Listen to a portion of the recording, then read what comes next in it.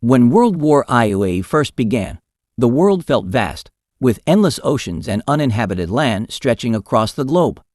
But by the time the war ended, everything seemed closer, largely because of the four-engine transport aircraft operated by the U.S. Army Air Transport Command, especially the Douglas C-54 Skymaster. By mid-1945, the C-54 had come to symbolize the global airline network, connecting countries around the world and reducing travel times from weeks or months to just days or even hours. The Douglas Aircraft Company had developed a civilian plane before the war, which became the C-54, as a successor to their successful DC-3. Their initial plan, eventually known as the DC-4E, included a pressurized cabin for high-altitude comfort, but the design was scrapped due to its high cost during the Great Depression. Instead of pressurizing their first model like Boeing's Stratoliner, Douglas decided to produce and market a simpler, unpressurized DC-4, an all-metal, four-engine monoplane capable of transoceanic flight that was far more affordable. The new airliner wasn't ready for its first flight until 1942, by which point the country was already at war. None of the DC-4s ordered by commercial airlines were delivered for civilian use during the war, as all production was redirected for military purposes. During this time, the C-54 became the backbone of the American effort, possibly the most important aircraft of the war under the Army Air Transport Command. It was also one of the most expensive, second only to the Boeing B-29 Superfortress bomber in terms of cost per model. Even though it was cheaper to produce than the B-29, a single aircraft still cost over $250,000 in 1945, with earlier versions costing more than $500,000. Although military aviation had received little attention in the 1920s and 1930s, by 1940 the War Department recognized the need for long-range transport aircraft. These were essential for moving government officials and key dispatches to distant parts of the world.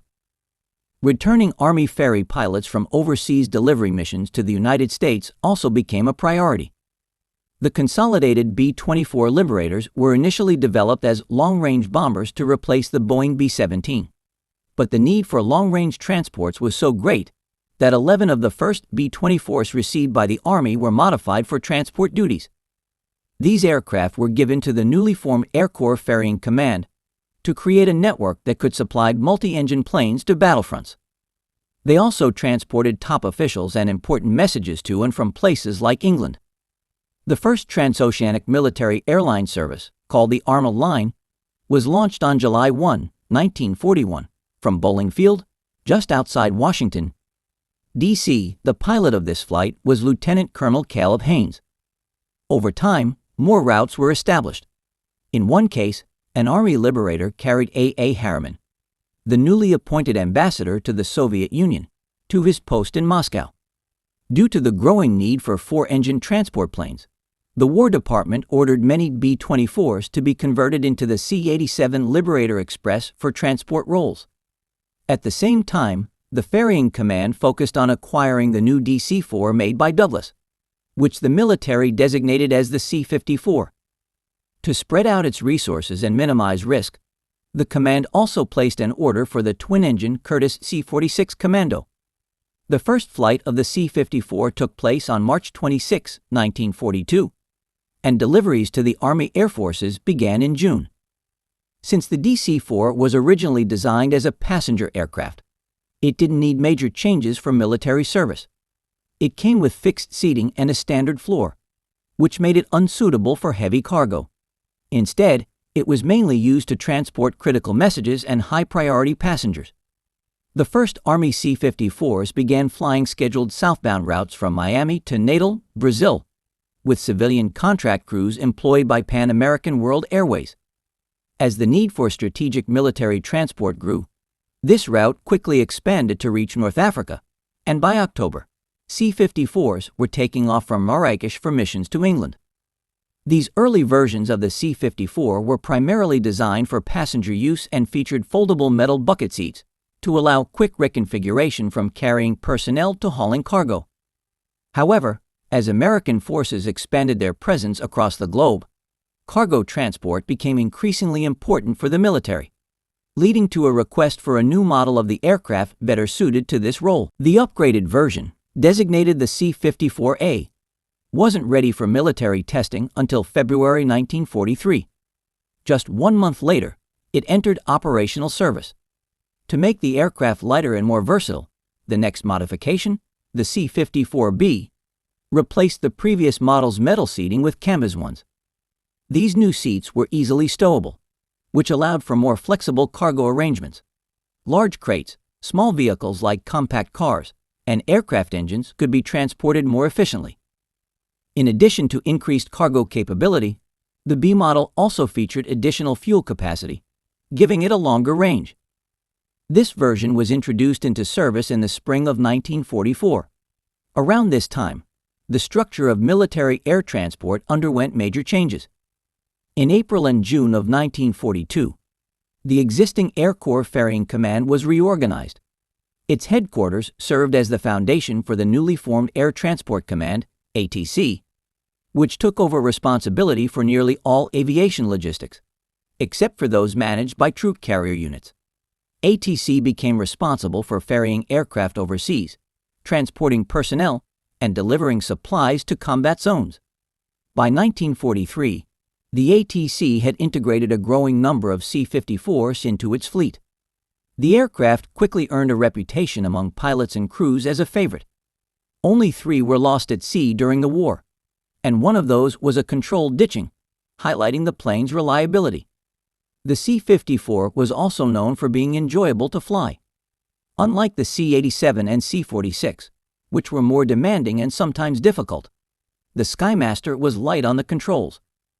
It also featured a dependable autopilot, though many pilots preferred to hand-fly the aircraft, especially on long missions. One of its notable advantages was the steerable nose wheel, which gave pilots far better control during taxiing and takeoff, especially in the critical moments before the rudder became effective. Compared to the C-87, the C-54 had far superior ground handling, making takeoffs significantly safer and smoother. Another key strength was its capacity to carry large loads of ice, which was useful for refrigeration and proved valuable in long-range flights. Some pilots even considered it more capable in this respect than both the B-17 and the B-24. Pilots flying the C-54 began to recognize its full potential. Many believed it outperformed the C-87 in a range of areas, including ease of flight and versatility. One of the greatest benefits of flying the C-54 and similar aircraft like the Liberator was the ability to extend flight range through smart fuel management.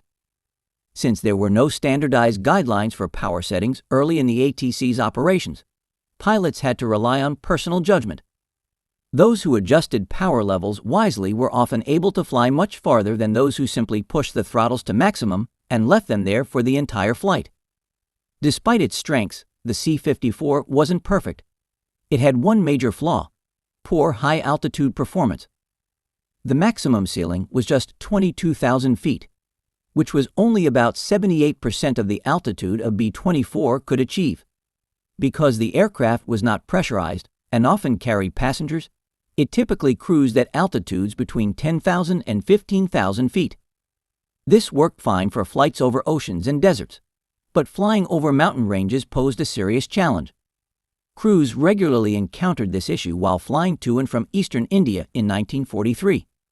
As part of a mission that began in December 1942, the ATC was tasked with transporting supplies from Indian airfields to Chinese ones. These flights required navigating the high-altitude terrain of the eastern Himalayas and had to avoid Japanese fighter planes. The C-54 was not suitable for this mission, as it couldn't reach the necessary altitudes to fly safely over the hump, the perilous air route across the mountains into China. At that time, the Skymaster simply couldn't be used in that theater. Another drawback of the C-54 was that it was designed for airline use, meaning it was expected to receive regular maintenance under relatively controlled conditions. When deployed in harsh environments, like those found along the India-China ferry route, the aircraft experienced mechanical issues more frequently than expected. Still, despite these limitations, the C-54 played a vital role in the global war effort. Initially, These planes helped transport troops and supplies from Miami to Natal, supporting the Allied campaign in Europe. The first appearance of the C-54 in the Pacific came in mid-1943, when an aircraft was pulled from the Atlantic route to support an urgent mission. It was used in a special airlift of B-24 stabilizers to Australia. Just a few days later, the Pacific Wing received another C-54, and the number of aircraft flying missions across the Pacific began to increase steadily. As the Allies ramped up their efforts, a major operation launched in early 1944 would eventually shift the momentum of the war. When the situation in the China Burma India Theater evolved, it marked a turning point in the airlift operations into China.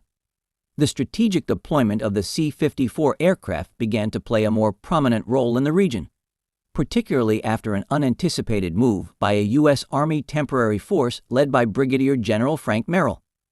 Merrill's men embarked on a difficult and unannounced march through the rugged jungles and mountainous terrain of northern Burma with a clear objective: to capture the Japanese-held airstrip at Myitkyina.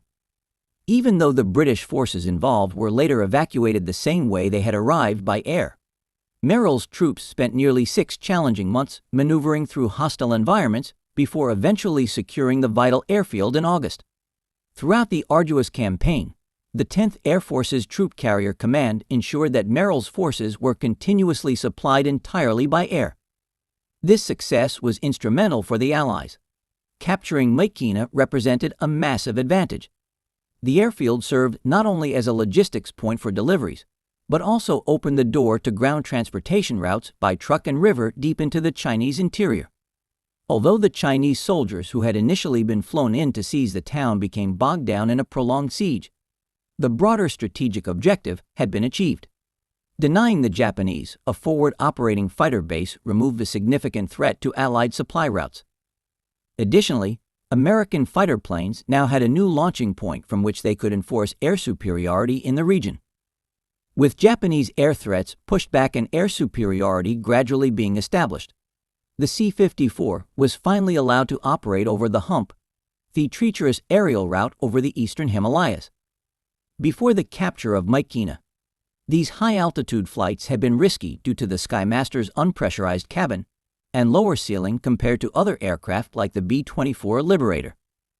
Many mountain peaks in the region reached above 20,000 feet, which had initially ruled out C-54 deployment. However, Myitkyina's capture provided more direct and lower-altitude flight paths into China, allowing for safe use of the C-54. The updated versions of the Skymaster were capable of carrying up to 7 tons, which was ideal for the relatively short flights from the Assam Valley in India to destinations such as Kunming in China, only about 500 miles away. At this point, Brigadier General William H. Tunner arrived in India to take charge of the India-China wing of the Air Transport Command. Tunner had developed a deep appreciation for the Skymaster and advocated for replacing the less reliable C-87s and C-46 with the newer C-54s. He argued that their use would reduce the high number of accidents occurring on the Hump airlift. Although the war ended before his ambitious goal of having 272 Skymasters in service was realized, many of the C-46 were indeed phased out and replaced. The C-87s and C-109 tankers, however, remained in use until the war's conclusion. Soon after Tunner's arrival, a significant change took place. General Henry Hap Arnold, commanding general of the U.S. Army Air Forces, ordered the relocation of the bomber force to the recently captured Mariana Islands. Because transporting fuel and supplies from India to China for the B-29 bombers was not feasible, Arnold reassigned the massive transport units from India to the Pacific. Tunner was given authority over these new operations and began planning to replace the older aircraft with C-54s. Though his vision never fully came to life, the Skymaster had already made a powerful impression on the world stage. Across multiple war theaters, the Skymaster became a preferred mode of travel for high-ranking military and government personnel. General Douglas MacArthur himself switched from using a B-17 as his personal aircraft to a C-54 provided by the Air Transport Command when he evacuated the Philippines for Australia in 1942. He named the plane Baton in honor of the soldiers who had been captured by Japanese forces. Arguably the most famous C-54 of all was a custom-built model designated C-54C, which served as the first official presidential aircraft of the United States. President Franklin D. Roosevelt commissioned it for international travel. Special modifications were made to accommodate his wheelchair, including the installation of an elevator. Roosevelt only used the aircraft once, for his historic trip to the Yalta Conference in February 1945. After his death 2 months later, President Harry S. Truman inherited the aircraft and continued to use it for over 2 years before it was replaced by a militarized DC-6. The press dubbed the aircraft the Sacred Cow, and it became an early symbol of executive air transport. Unlike the more widely used C-47, C-46, and C-87 aircraft, the Skymaster was rarely deployed directly into combat zones or used for frontline troop transport.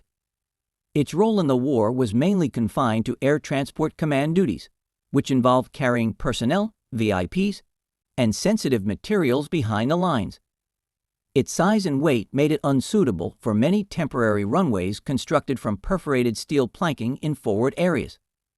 These surfaces couldn't withstand the tire loading of heavier planes like the C-54, which led to the suspension of its operations in places such as the Pusan Peninsula during the early Korean War. Nonetheless, the Skymaster became invaluable for medical evacuation, especially in the Pacific Theater.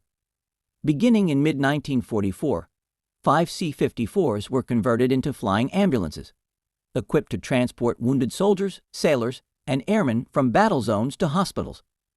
While C-47s had been used for medical evacuation from New Guinea as early as 1942, the larger and more stable C-54 significantly improved patient comfort and capacity. As the war began to wind down in 1945, military surplus, including pilots and aircraft, allowed civilian airlines to reclaim many of the C-54s they had originally ordered. With their military service complete, these aircraft returned to the commercial sector, ushering in a new era of international air travel. The DC-4, the civilian counterpart of the C-54, was poised to connect North and South America, Europe, and destinations across the Pacific, including Hawaii and Australia.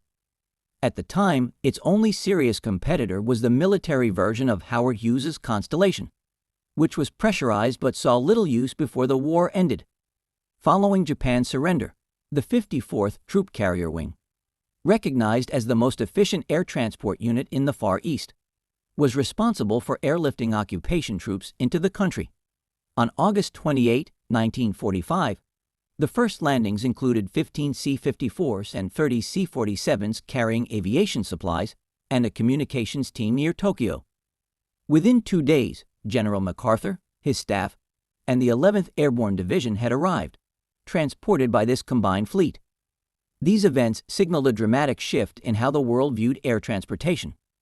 The C-54 Skymaster had helped shorten distances, support logistics, and open the skies for a new age of aviation, one no longer solely tied to military needs, but poised to reshape global connectivity.